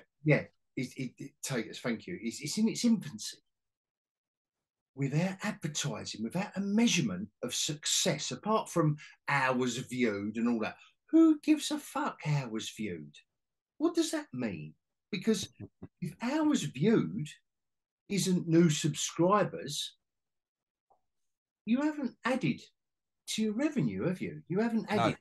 If you've got 100 million subscribers last month and they've watched your new series a real lot this month, still got 100 million subscribers. That doesn't. Yeah, no, I know what you mean. I'm not earning any more money. And if the person that made that show called Stranger Things is selling loads of merchandise and T-shirts and toys and Lego, I'm not getting fuck all out of that because it's not my IP. It doesn't work. It really doesn't work. And I think until and Netflix and they're all creeping back to an advertising model, aren't they? Notice that they're all creeping back into the shall we show a little advert and then that's for me, my pure personal opinion based on no business acumen of releasing TV shows and films on streaming platforms, but I haven't heard a valid argument against measuring the success of your show. with advertising. No. Getting people, and they're the people behind you. So you've got someone, when you've got a Stranger Things or a Wednesday or a Squid Games or I'm trying to think of a non-Netflix show that was successful. Someone help me out. I don't know. Yeah, these big shows. I'm drawing a blank. Yeah, exactly. Game of Thrones. Yeah, the first 6 seasons. The first 6, yeah. The 7th was Walking okay. Dead. The 8th was shit. What was that on? What did they release? What was Game of Thrones on? Would it have been HBO or? Yeah, that was HBO. HBO. Wait, Chernobyl came out around the same time as the last season of Game of Thrones, and that was a hit. But that was a mini series. That doesn't really count. That's like a long movie. Yeah, Chernobyl. But it was still good. Chernobyl was also one of the best. I still maintain, for me, Chernobyl was one of the best horror shows I've ever seen. And it was real, because it was real. I thought that was so horrific. I mean, that got under my skin, that show. I thought it was brilliant. But until there is a valid real world measurement. No, I get you. Yeah. Success. It's all like Dismal or Amazon. You know, Amazon all day long said that Rings of Power was such a success. Well, they spent so much money on that, they couldn't say anything else, could they, really? You all know it weren't. And what was the one, Amber, that you're reviewing? You've started talking about the books, Wheel of Time. Oh yeah, Wheel of Time. I heard that the show is just terrible. And I think we were texting. Was it you? I was texting somebody, and I was about Wheel of Time, going like, this is a very popular book series, like the next most popular after Game of Thrones and Lord of the Rings. Why the F would you change anything? Yes. Why? It's been tried and tested and proven a success already. Do you want to go and like, we can do better? You can do better than success? Yeah. What do you think? Like, what does that look like? You bought the rights to the book. Oh no, we'll change all that. No. We ain't gonna have that. That's all right. No. I haven't seen the show yet, but so Disparu actually commented on my video and told me that apparently they change major plot points, and like that's why people read the book, is because like this is a great plot, great characters, world building's excellent. So you're gonna change one of the key factors of its success. That it makes no sense. I literally, the only reason I watched it, Wheel of Time, I haven't read the books, so it's fair enough. But you'll see if it's something you want to read based on the show. No, do you know what? I watched the show, Amber, because I thought, this is what they're going to do to Lord of the Rings. This was before the Rings of Power, about a year, maybe more, before the Rings of Power. I thought, let's see how they handle a beloved franchise. Yeah. I'd never read the books, but I knew it was a beloved franchise. And, you kind of know enough scooting around Reddit and YouTube and Instagram and, doodle. You get the idea. It's a good book series that people love. A lot of people excited about it. I hadn't read the books. And I watched the first 10, 15 minutes. I think I commented on your video. And I thought, shit. This is, and anyone who was willing to, I think it might have been Tayters and Liz and all that, I was saying, take a look at this. This is what they're going to do to Lord of the Rings. Yeah. It was absolutely, just immature again. Just so immature. So I still haven't watched it, but I saw the trailer and I was having flashes of the early 2000s sci-fi channel fantasy shows, like the series that they would do. And I'm going, this just looks like a slightly bigger budget from that. Yeah. Just watch the first 15 minutes of the first episode. And I'll bet you the writing would have been better in the sci-fi channel shows.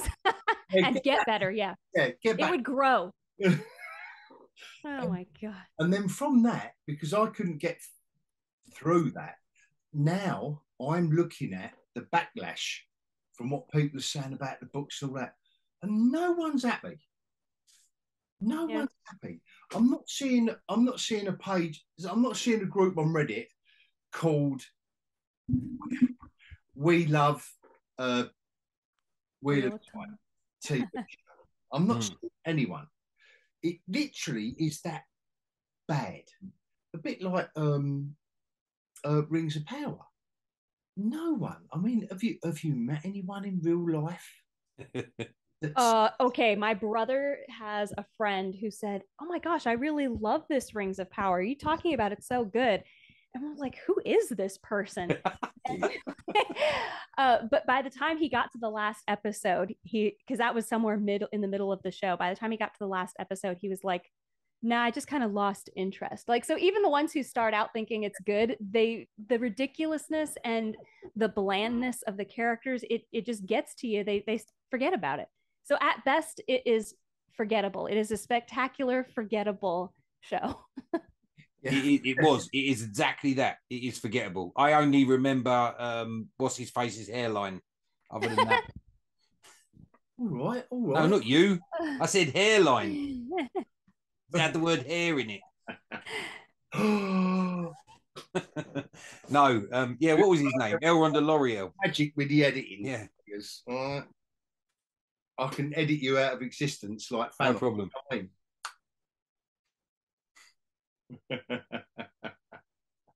But it was forgettable. It was genuinely forgettable.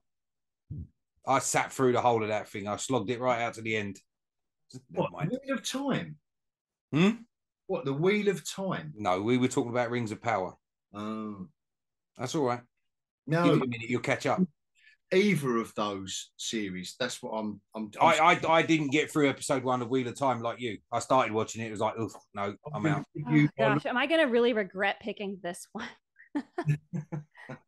It will be an interesting review. Yeah. Well, I don't plan to hold back on it because I mean I'm enjoying the book. I think I'm about a little more than a third of the way through the book now, and I'm enjoying it so much. I'm like, this would be interesting. People would like to watch this as a mini series or something. And yeah, with what I have heard about this series, I'm guessing it's going to be torture watching them butcher something that was done so well. So whatever. I don't know. I'm dreading it a little bit because I'm like, now I've locked myself in, and then I have to do season 2 because I know I'm going to want to do season 2. But when is series series 2 of Wheel of Time? When are they releasing that? Is there a series 2? So season 2 I think comes out in September. So I figure I've got enough time to do like 1 episode a week. When do they start writing that? Yeah, if I start right now. I'm saying, when do they start writing season 2 of Wheel of Time? Oh, have they started that yet, or are they? Oh no, are they leaving it to last week of August? They're going to film it and then release it immediately after filming it. They'll have AI generate the special effects for it. Yeah. They'll just do it ad hoc. Yeah. From what all the groups were saying everywhere was that they changed so much. Yeah. Why did? And I've heard that the 3rd season or the 2nd season that's coming out, they're combining the 2nd book and the 3rd book. Again, I've never read these before, but just from a writer standpoint, that's a bad idea. It's always a bad idea to take 2 novels and smush them together like that. You could only ever do a novel as a series anyway. Like the plot of like a 2-hour movie is too small. It's too finite. It's very hard. It's like short story length. But to take 2 novels and smush them together, and I'm sure if this is as well written a series as it is, that the events of the 2nd and 3rd novel are going to be big enough that you're going to feel like everything's been crammed together for this 2nd season. I'm guessing it's going to feel like too much stuff happens and we don't care enough about the characters. Yeah, it's going to be a rush. Yeah. Yeah. You've got to rush through it to get through 2 novels. Yeah. Yeah. It'll be a highlights reel. Yeah. And I think it'll get canceled after season 2. It's probably been cancelled already. It might have. Who knows? Oh my gosh. Depending on the contracts. Yeah. If they cancel Wheel of Time though and keep Rings of Power, that will be a surprise because they're putting out a season 2 of Rings of Power, right? That's been greenlit. But yeah. contractually, they are obliged to 5 series. Oh my, what? Don't ask me how that happens, but they are. How did I miss that? That is Led to believe. whoever wrote up that contract is a freaking genius. Yeah. Yeah, because this is what you do. If you are in the Tolkien estate, this is what you do to earn revenue. You say, well, I can't just give you that for 1 year and see how it goes. You know, the more you think about it, and you know, correct me if I am wrong. You know, fact check it. But the deal was Amazon to film 5 series, and that was going to cost them X amount of hundreds of millions of dollars, as well as buying the rights to do it. That's why it's the most costly series ever. Well, the rights were 250 million, weren't they? It's a billion. It's just it's $1 billion series that they have decided to. You know, you get the IP, and I will never, ever, ever, ever understand it. You buy it. It's like, and the first thing you decide to do, you sit around a table and say, right, we've bought that now. Right, put that over there. What are we going to do? Yeah. But it's like buying a business that makes, that that manufactures corks to go in a wine bottle, and you go, well, we've bought this business that manufactures, but the shape of the shape of those corks that go in the bottle, I think we can change the shape of the cork.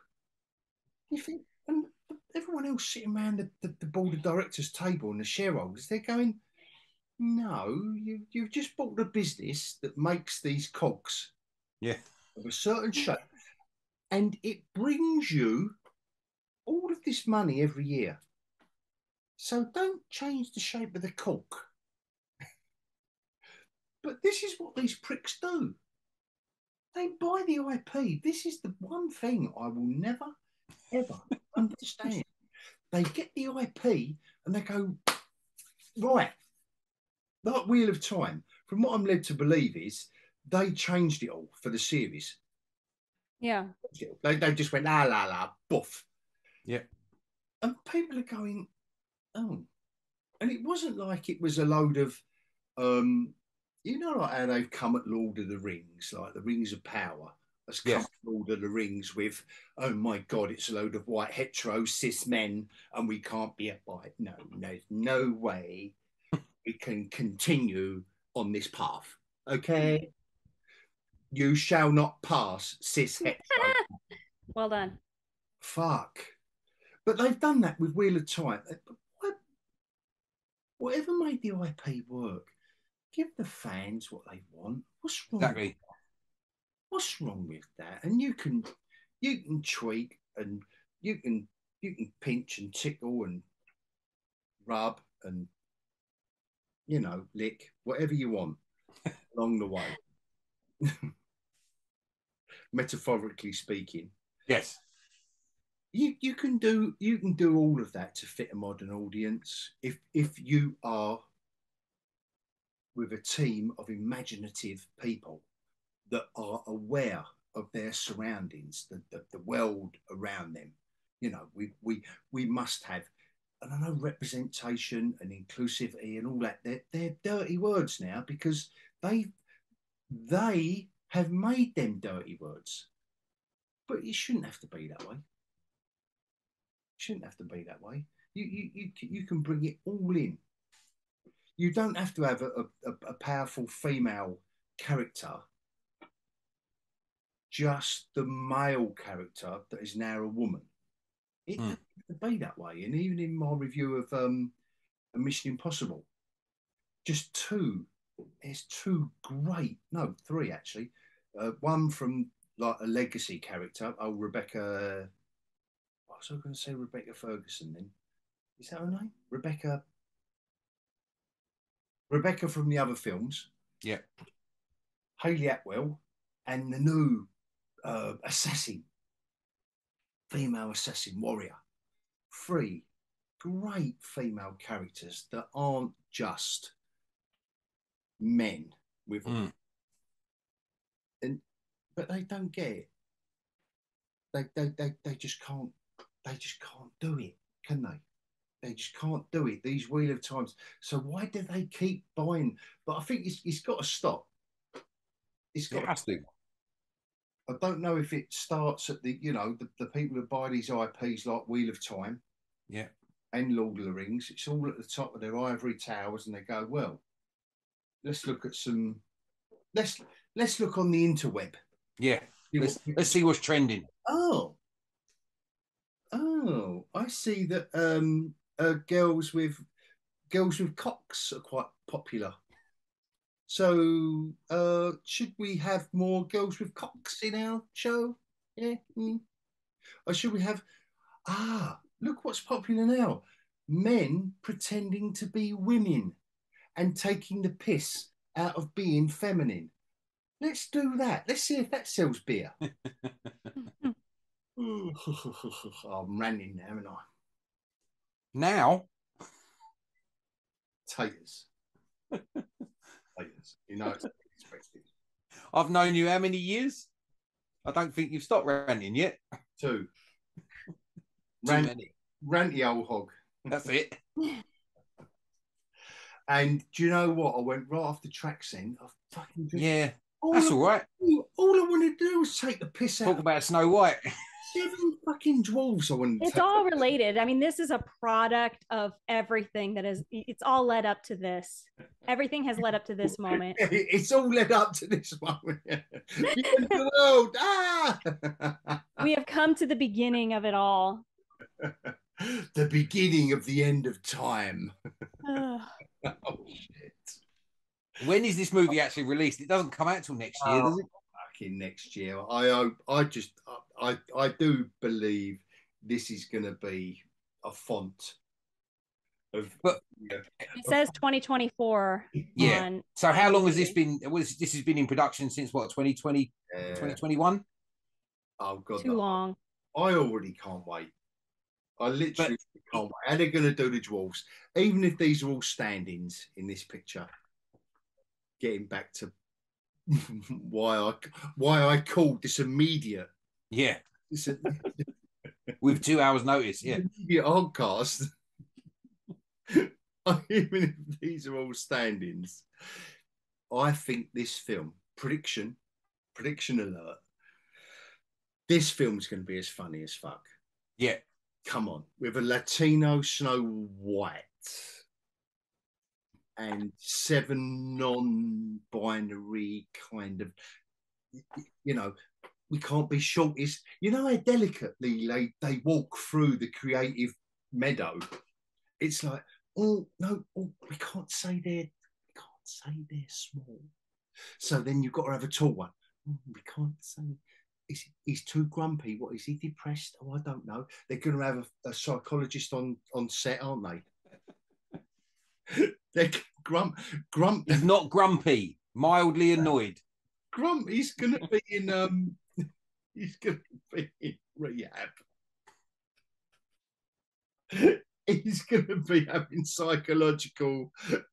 He's going to be on the old. It's going to be like the Sopranos, old Tony Soprano, talking through his feet.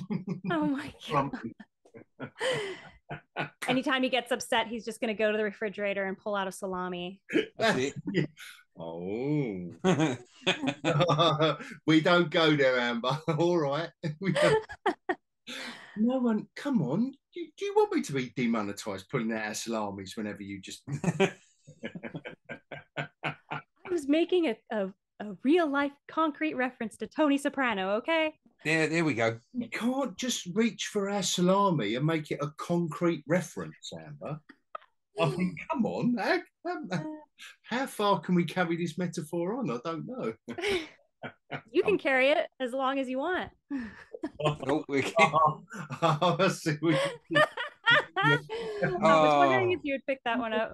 And we've come to the end. Yes. Look at Tayters shaking his head, thinking, "Oh, all she's doing now is baiting the hog, just winding him up." Baiting. Oh, anyway, but I could. I think it's going to be a fun fest. I think we should all go and watch it together. Fucking Snow White and Seven Dwarfs in live action. Come on. With absolutely the film that set the template for fantasy in a way, that set a template. Yeah. Beautiful template back in the day.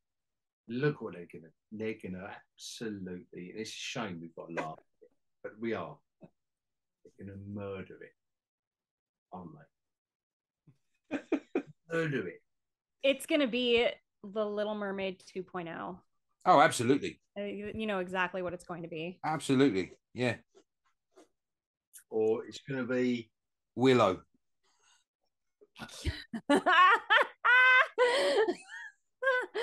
Can it be that good? No. Oh. No, just for my channel. Please, Dismal, can it be that good? just for the reviews. Yeah, can it be as I think I've got about 250,000 views off of the Willow piss takes I did. Yeah. Oh, can you imagine if Dismal sold Lucasfilm? I'm talking about my channel. I'm talking about me now. Being selfish. Like, what am I going to do if they got decent writers and producers? If they get good content. Can you imagine me saying, "Oh, this is well good this week"? Everyone's going, "What's the matter with him?" Yeah. Do you have a bag on the head? It's changing, you know that. I would love to do. I would love it. And anyone who watches my comic reviews knows that I love it when stuff goes good. Good. We've only got a little while and Ahsoka's out. Yeah, I love it when it's good shit. Yeah, I hope that's good. Okay, so I don't know. You guys were all thrilled by that trailer, and I just my brother-in-law was like, "This looks good too," and I looked at it and I was like, I am having huge warning bells at all of these strong female lead actor, like lead characters in here. I see. I mean, it's a warning sign from afar for me. In what way? Right. So I've actually had this discussion, and again, it does come back to the history, because I said to you, Hog, without any reference, it looks like there's a lot going on in this trailer, and like you say, Amber, it's just like strong female characters, but these characters are established. These have been established over years and years and years. They are established in that world. Yeah. And it's not we're just throwing them all in now and putting them all together. They are actually established in this world. Okay. And I think my brother-in-law said that one of the characters he wasn't familiar with, and he's like you, he's watched all of the Star Wars content, and maybe he just didn't notice them. I mean, the only female character in that is new is the sort of Jedi Sith looking girl. Yeah, that was the one he referenced. The one with the So Shin Hati, her name is. So she's the new character. With the guy, Ray Stevenson, bless him, just died. It's his character as well. He's a new character to it. Okay. But everything else is established. But I think that is going to, as we have discussed in other podcasts before, that's a huge problem. They're not going to draw new people into this. I mean, I looked at it and I said, this looks just like this looks like Marvel, the movie, or whatever, the movie that, like it looks just like that, but, maybe slightly better special effects. And I have no interest in it, and I don't know the backstory. And my brother-in-law goes, "Yeah, you're probably going to have to like watch Ahsoka and watch, what was it? Something Rebels or something. I can't remember. Rebels. Yeah, Star Wars Rebels. Yeah. I said I was going to have to watch these other things in order to enjoy these characters. And I'm like, that's BS. I don't want to go watch those shows. I mean, maybe I will if I watch this and I'm like, those are actually good. But I don't think that's going to happen because, like you said, they are already established characters. Am I going to love Ahsoka not having seen her survival of Order 66? I don't know. No, I hope not. I hope this is a standalone and the fans get more from it. The hardcore fans get more from this show than just an audience. Yeah. Just come on board. Here's this character called Ahsoka. Yeah. Well, we're going to give you enough in the first episode, and maybe that you can enjoy her too. Yeah. Maybe in a little bit at the beginning of the third episode, we're going to unravel a bit of her background, her backstory, because can we really ask that, like, the widest audience they can reach? Really, can we have asked them to have seen every episode of Clone Wars, every episode? I'm saying, yeah, you got 7 seasons of Clone Wars and 4 seasons of Rebels. Every book. Oh, there was a limited edition comic from Dark Horse 15 years ago that had, this bit that we reference in episode 2 and after 3 minutes. No, that winds me up no end. And Tayters knows this as well. But have those bits in there, have those member berries in there for the fans, by all means. But take us through this fucking show. I don't know how many episodes it is, but it looks like Charlie's Angels in space. Yeah, you said. I'm up for that. Give me that. 6, 8 episodes. Give me that. Do not leave me at the end of the second episode not knowing what's going on unless I've watched 18 hours of previous TV. Don't do that. That's the only thing I don't want. Don't do No, that. I know. Don't do that. Because if I was sitting in front of that shit with my kids back in the day, I would be saying to them, oh, I'm sorry, but you've got to watch another 18 seasons of shit. No, entertain us. Come on. No, hopefully, like you say. In there, leave enough in there for the fans. Yeah. Come on. And give a little nod and the wink to someone who has watched 18,000 hours of content and read the books and read the comics and bought the t-shirt. You can't dismiss that. That's your core. Yeah. But I'm looking for, all I want to do is relax. Like I said about Mission Impossible. Yeah. To me. There are so few opportunities now, TV and cinema, where you can just sit there and relax and you think, entertain me. Come on, just do it. Just do it through music, through film, through dialogue, whatever you've got to do, you lot. Make the magic work for me now. But now. And that's what's lost. They've all lost it. And I just hope Ahsoka, they're wise enough. Because what was the other the Star Wars show I like, Taters? Andor. That did it. It didn't really rely on walking and talking. They love it. Yeah. Waiting that. Can't deny it.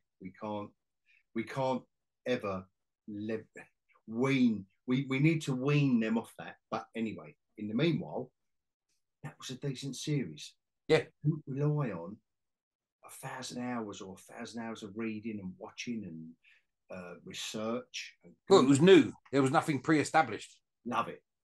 That's it. Other than the movie, there was nothing pre-established. So Ahsoka is becoming quite a bit of a you could almost say a legacy character in a way.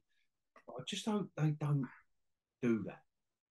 Yeah. It's got a lot riding on it. It's on the trailer. Charlie, I'm up for Charlie's Angels in Space. Give it to me.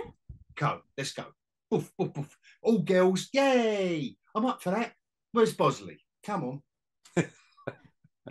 Well, we all hope that Ahsoka is going to be good, but if it fails, I think that Disney Star Wars is over.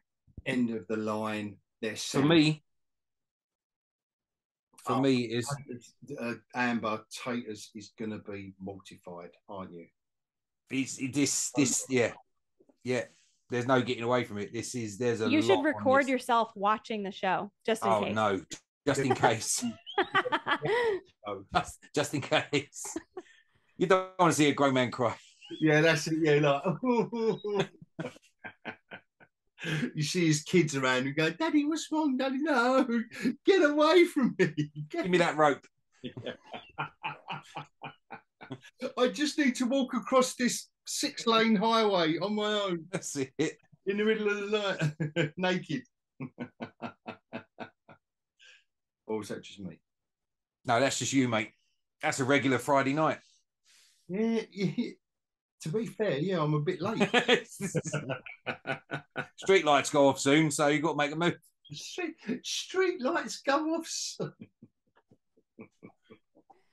Right. So, I think we might as well end it there. I'm so glad that we stayed on track. Yes, it's good for a change. I thought we'd do a quick piss take of Snow White and the Seven Dwarfs, but we rambled more about everything else. I don't even know how I'm going to release this now. I don't know. I think I might just say, I don't know. I don't know what I'm doing. Yeah. I can't even label it Snow White anymore because we spoke more about everything else than we did about. I was going to say. I done this. Yeah. Number Special. Snow White. I like Snow White that. special. Yeah. I should have sat over the other side, shouldn't I? Just all out of screen. That'll teach me. Yeah, you put a. That'll teach me to get excited, won't it? Over a picture. There we go. We don't go. We don't go there. Anyway, but thanks, guys. That was a right impromptu one. Yeah. Yeah, it was good. And you made me ramble. Yeah. No, no one knows. No one can make you do anything, Hog. See, she's only known you a little while, and she's got you already. Yeah. That's a good save, Amber. Yeah, I'm gonna. Yeah. I'll accept it. Tayters. Anyway, thanks, guys. Listen, Thank you. It's always good to talk. It is. This is therapy. Let's see what transpires. Let's see what transpires. With Snow White and the Seven fucking Dwarves. Until then, yeah. Amber can't freeze frame though. No, she's already I'm already frozen. She's frozen the whole time.